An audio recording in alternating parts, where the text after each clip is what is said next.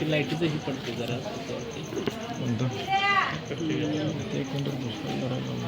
Okay हां.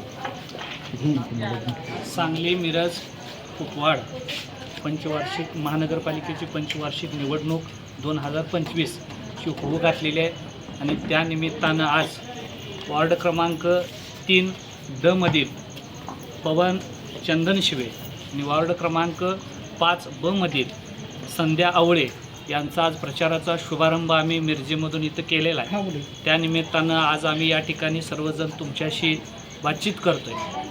खरं पाहिलं तर या निवडणुकीकडे आपण ज्या वेळेला बघतोय तर या सगळ्या पक्षांचं सेटलमेंटचं राजकारण चाललेलं आहे. म्हणजे शरदचंद्र पवार गटाचा असू द्या, त्यांनी अजितदादा गटाला बाय दिलेले आहे. अजितदादा गट असू द्या, कुठं शिंदेच्या शिवसेनेला बाय दिलेले आहे. या दोघांना काँग्रेसनं बाय दिलेले आहे. म्हणजे ह्यांचं सगळ्यांचं सेटलमेंटचं राजकारण चाललेलं आहे. म्हणून आम्ही आज राष्ट्रीय समाज पक्ष असू द्या, वंचित बहुजन आघाडी असू द्या किंवा अनेक समविचारी पक्षांच्या माध्यमातून संघटनेच्या माध्यमातून आम्ही एक सक्षम पर्याय या महानगरपालिका क्षेत्रातील लोकांसमोर आणतोय. तुम्ही सगळ्यांनी याला ताकद द्यावी.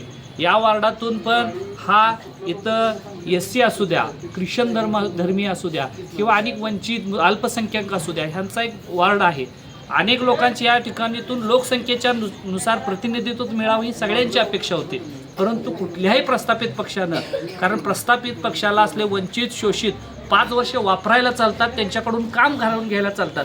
पण ज्या वेळेला उमेदवारी दिल्या जातात, उमेदवार दिल्या जातात मटका चालवणाऱ्याला, उमेदवारी दिल्या जातात वाळू वडणाऱ्याला, उमेदवारी दिल्या असतात मोका लागणाऱ्याला, उमेदवारी दिलेल्या असतात गुन्हेगारांना, म्हणजे गुंड टोळी आणि 2 नंबर ज्यांनी शहराला लुटले अशा लोकांना देते. पण ज्या लोकांनी यांच्यासाठी 10-20 वर्ष काम केले त्यांना डावललं जातं, पैसा बघून उमेदवारी दिली जाते. तर राष्ट्रीय समाज पक्षाच्या माध्यमातून आम्ही जशी मागणी होती तशी या दोन्ही प्रभागामध्ये आम्ही ख्रिश्चन धर्मीय लोक असल्यात यांना आम्ही उमेदवारी देण्याचा प्रयत्न केलेला आहे आणि लोकसंख्येच्या नुसार आम्ही प्रतिनिधित्व देण्याचं काम आज आम्ही रासपच्या माध्यमातून करतोय. म्हणून यांना सर्वांना करायचं आहे.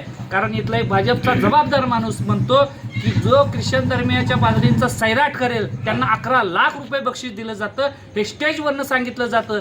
त्यावेळेला भारतीय जनता पार्टी असू द्या किंवा कुठलाच इथला प्रस्थापित पक्ष त्याच्या विरोधात शब्द काढत नाही. आणि जर त्या आपल्या म्हणून यांना सगळ्यांना मला या माध्यमातून आव्हान करायचं आहे, जे तुमचा सैराट करून खून करणाऱ्याला 11 लाख रुपये बक्षीस देणार आहेत त्यांना गाडण्यासाठी आम्ही तुमच्यातलीच माणसं राष्ट्रीय समाज पक्षाच्या माध्यमातून देतोय. यांच्या पाठीमागं तुम्ही उभा राहायचं आहे आणि प्रचंड बहुमताने यांना विजयी करायचा आहे. आणि 100% दोन्ही वार्डातील हे आमचे उमेदवार विजयी होऊन सांगली महानगरपालिकेमध्ये राष्ट्रीय समाज पक्षाचं खातं उलगडणार आहे. एवढंच या प्रसंगी मी सांगतो. धन्यवाद.